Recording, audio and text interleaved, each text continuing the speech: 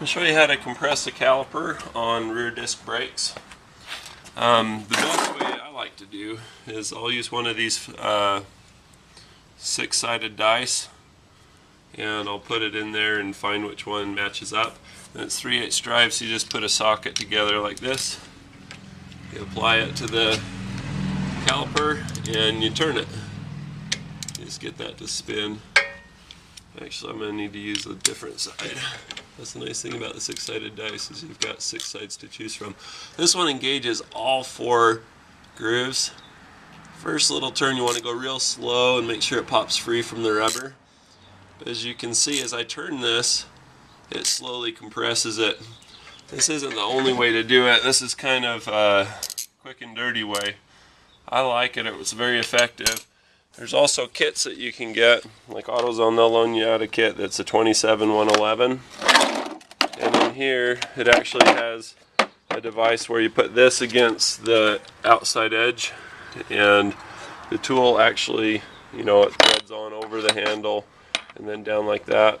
And then it has very specific, what do you call them, sockets, or in Spanish they call them dice, they call them dedos, or sock, you know. So, but anyway, that's what you can get from AutoZone. But then you have to pick out which one fits, and then you have to line it up in the teeth, and then you have to thread it, and then compress it down.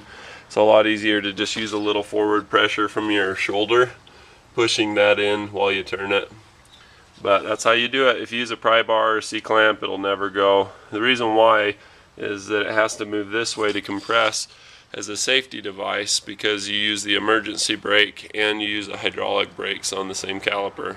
A lot of more expensive cars, or a lot of people nowadays will do a drum and hat, which means that the brake rotor is like a top hat. This would be the brim of the hat. This is the part that goes on your head, and there'll be drum brakes inside of here as a separate mechanical brake system.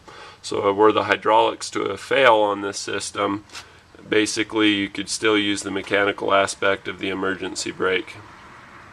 The newer ones, they just have a hydraulic outer disc brake. One of the first ones I saw do this was a Jeep Grand Cherokee. And then you have drum brakes that are contained inside of the rotor. So it's drum in hat. So there's a lesson for today. If you like the video, be sure to rate, subscribe, comment if you have any questions. And as always, I love you and wish you the best of luck.